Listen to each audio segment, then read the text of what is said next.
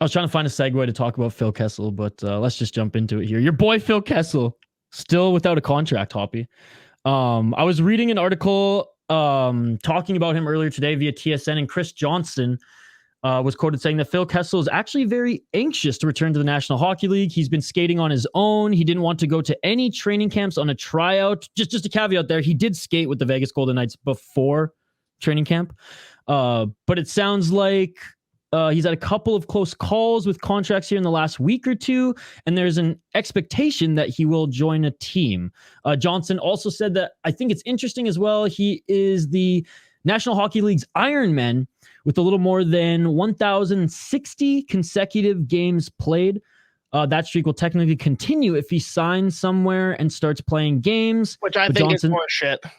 But Johnson said, I don't think that is important to Kessel. He's not, setting that as on contingent on where he signs. John says, I think he just wants to be a member of a team and wants a chance to continue living his dream. Two things, Hoppy. A, what do you make of this situation? And B, where do you think he'll sign? Well, first, I love Phil Kessel, and he is the rightful Iron Man. But if his streak continues after not signing with anyone and playing, when a guy like Cogliano loses it for a bullshit suspension he got, I don't think that's okay. Oh, good point there. I totally forgot about Cogliano's the suspension ruining that. I really think that if he comes in and plays, like, the number should be what it is right now. Yeah. I don't think that should carry any further, but he has come out and said as much. Like, he doesn't care. Like, he's not going to come in with demands that the streak continue. Like, he's going to be flexible. He knows where he's at in his career. He's okay with it.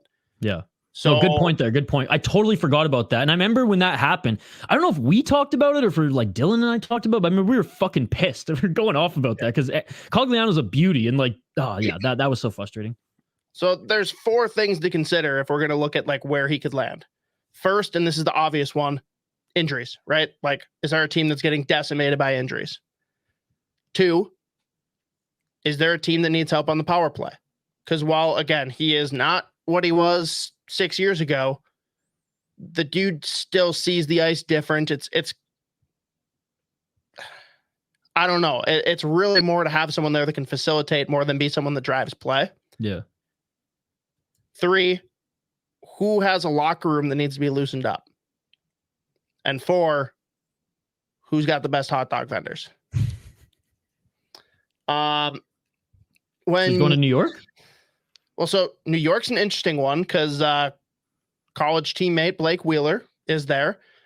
I do think that's a team that, like, I'm not going to pretend I know shit about their room, but they just seem like more of an uptight bunch. Mm-hmm. Like, I could see that being of benefit. I don't know that he cracks their power play or makes a big difference there, but yeah, it's an interesting one from a character perspective to bring someone in just to change the dynamic of your locker room. So I can't speak to them, but obviously the hot dog element, yeah, like Phil Kessel would just, I can't even imagine what social media would do with that. You got to imagine that he's just going to he's going to pick a vendor down there, like near MSG, and he's going to be like, that's my guy. And like that guy, he's going to make that guy very rich. No, the thing is, he won't pick one, and someone will just come out and say, oh yeah, he picked me, and like run with it. And even better. like, oh, okay, whatever. Even better. The one I think is a little bit more interesting, actually, is the team that Blake Wheeler left in the Winnipeg Jets. Ooh, I like that. It's a team that just, again, not a bad team right now, but it's also a team that has trouble getting people to come to Winnipeg, much less stay in Winnipeg. And he could definitely help, like, play, depth, fourth line. Maybe you get lucky and he can service third line role for a little bit, but throwing him in on the power play gives a different look. And that locker room, I feel like, is always in need of a little help. So that's something that could certainly work out. And again, he's not being picky, so that probably works. And it's pretty close to his residence in Wisconsin. So all good there. Yeah, no, that's not far at all. Montreal Canadiens are interesting to me. Just a team that like is clearly not good yet. They have a lot of interesting young pieces. It's Doc a guy that he's, I don't know how to put this better because he's not a role model in any sense. He's a role player. But he's a guy that can at least like make these kids comfortable and can almost back some of the shit that Marty's trying to coach them on, because Phil's definitely more of the Marty mind, where it's like, give me a framework. Don't give me like an actual firm, rigid structure of how we run offense. Like, give me guidelines, give me, guardrails, so to speak, and let me do what I want within them. And I think that's really what that team's trying to do. And there's a lot of talent there. There's a lot of potential in future years. This year, them bringing in a guy like him, it's not going to help or hurt their playoff chances, because I just don't see them having playoff chances. But they're so young that you're right. That could just that veteran presence, someone who's won cups, who's been there before, who's played against Marty, probably partied with him once or twice before. Like, then I'd say copy paste basically everything I just said for the Anaheim Ducks, who have the same young core with talent. Yep. Brutal power play right now. Again, it's early, overreaction, but brutal power play so far. Hey, what's the harm? I would say the New York Islanders, but there's no chance in hell that he or Lou Lamoriello want to be in each other's lives. Well, that too.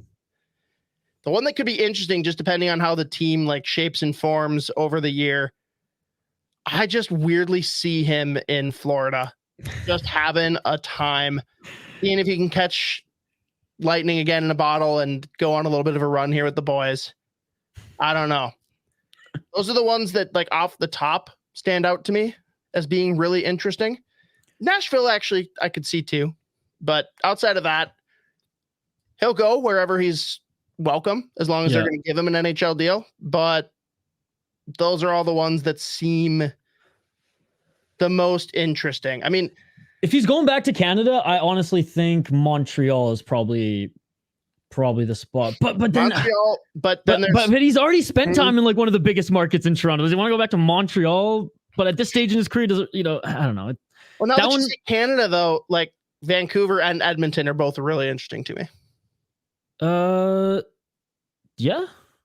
Vancouver, he's literally butt buddies with the coach, and the GM likes him. Like that right there just does it. And Edmonton, there's a pretty tense fucking locker room right now. Yeah. Their buttholes are puckered tight.